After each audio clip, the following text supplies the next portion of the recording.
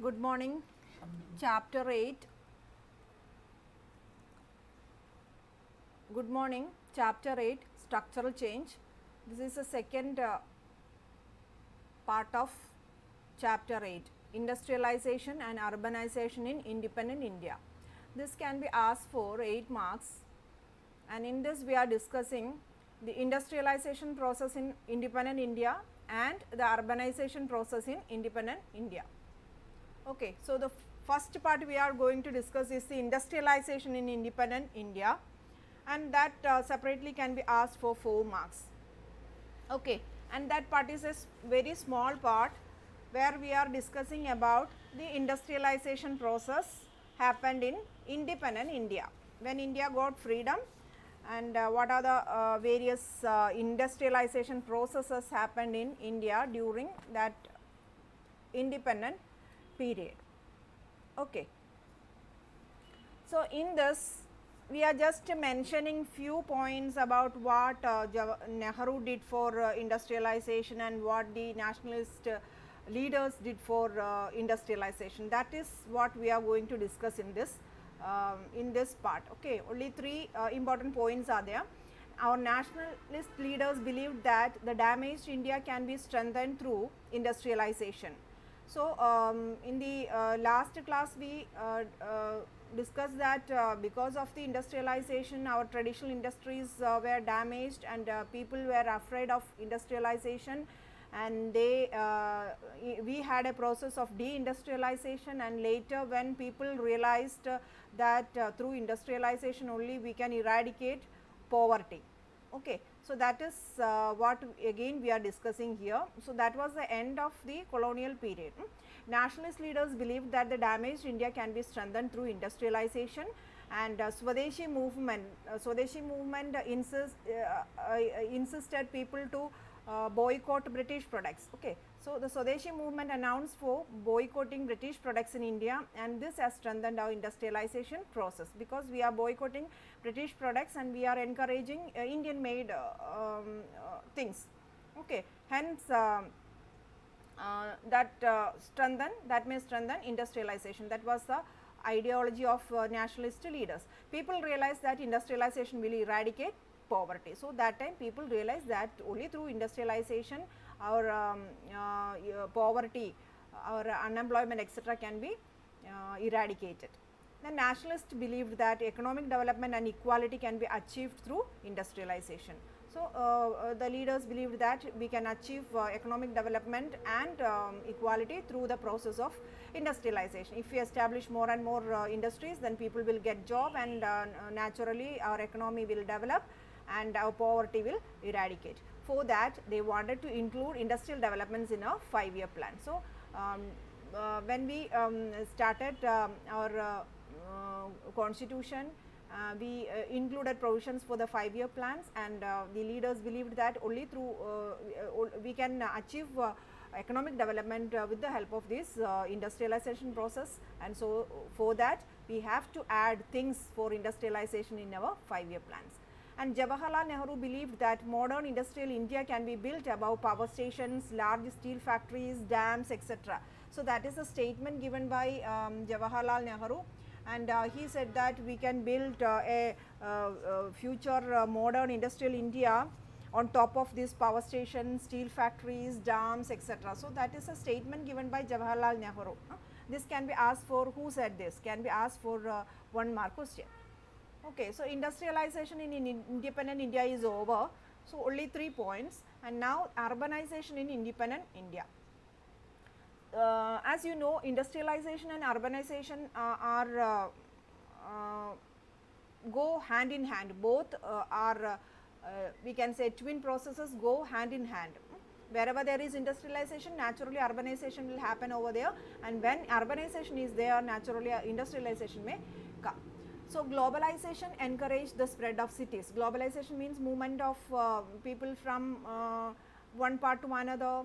Global means international people are visiting India, and we are also moving to other countries, and that process is globalization. We are thinking globally, we are not thinking locally, we are thinking globally, that is globalization. So, in globalization encouraged the spread of cities, people move from one place to another, and the social change in urban areas are rapidly occurring. So, because of the spread of cities and industrialization, urbanization and globalization, the social change in urban areas, you can say the speed of those social change in urban areas rapidly increased. Then Indian sociologist M.S.A. Rao says the impact of urbanization on villages are of 3 types.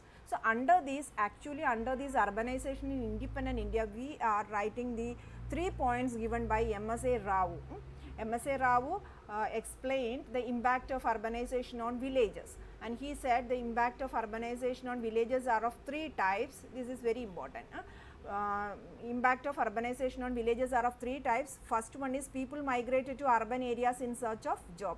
People from the village area migrated to urban areas in search of job, and for that they leave their family in villages, and most of the migrants sent money to the village and family, and they contributed for the welfare of their village while staying there at urban areas. And at the same time, the migration inside the India happened. At the same time, migration outside to different countries. People even migrate to Africa, Britain, etc. Many people from Gujarat migrated to Africa, Britain, etc. During that just after the independent period. And these people sent money for building houses, starting businesses, industries, etc. in villages. So, those who migrated inside India as well as migrated outside sent money to their villages for building houses and starting businesses, etc. and thereby they contribute to the economic development of villages. Then second is, so first was that people migrated to different areas, inside migration as well as outside migration. Then second point is villages situated around an industrial town shown urban influences. So, villages situated around an industrial town means if there is an industrial town, the villages around that industrial town may influence these urban characteristics. Okay. So, for example for that is Bhilai plant. Bhilai plant is an industrial establishment, and when this Bhilai plant established, villages around it had urban influence. So, gradually when this plant was established, people migrated from villages, nearby villages to the industrial area where this Bhilai plant is situated, and people worked over there. Then gradually the nearby villages also had this urban influence. So, that is the second point. And third is metropolitan cities have a different impact on surrounding villages. When metropolitan cities evolved, lands were taken away, for the development. Lands were taken away for urban development. Lands were taken away for urban development, and in short, so when lands were taken away for urban development, naturally that place will have an urban influence. Okay. So, these are the 3 points given by M.S.A. Rao, the urban impact on villages.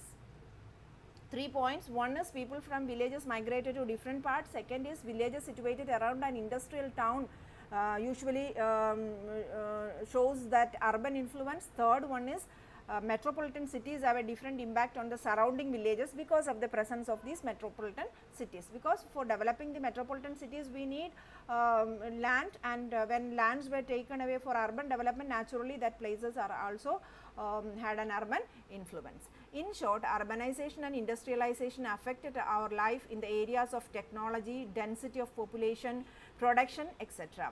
And urbanism became a way of life now. Urbanism means the influence of urbanization. So, now urbanism became a way of life. Urbanism ennu parayunnathu oru jeevitha reethiyayittu maariittundu ennalladana. Okay. So, under urbanization in industrial India, the main important point is the points given by the sociologist M.S.A. Rao.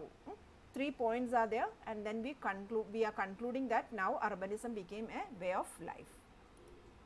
Now, so now we are discussing about a few points in that box in NCERT textbook.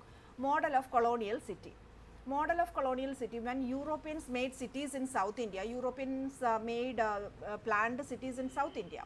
These cities were characterized by houses, plants and trees, roads, clubs, grounds for golf and cricket, electricity facilities, water facilities, sanitation facilities, etc. Just like how we are we are making gated communities.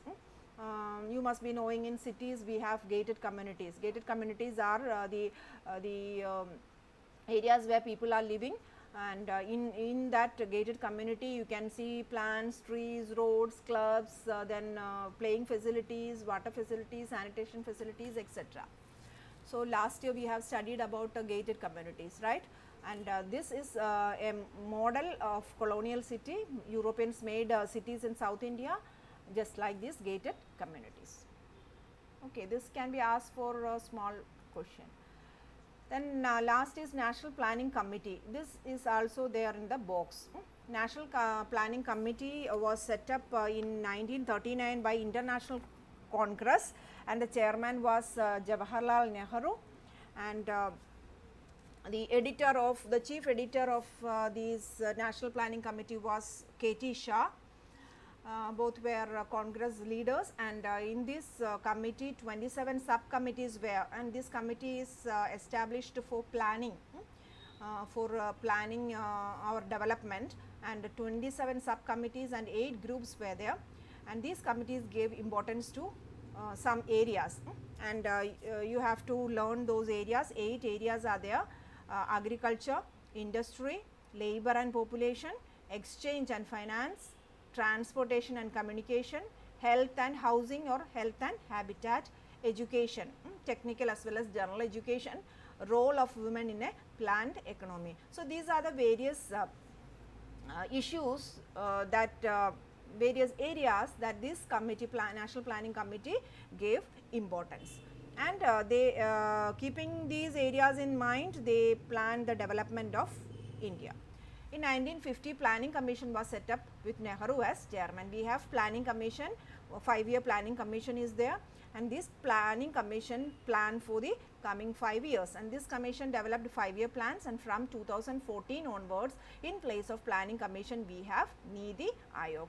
So, we now remove this Planning Commission, and instead of this Planning Commission we have Niti Aayog, and that is from 2014.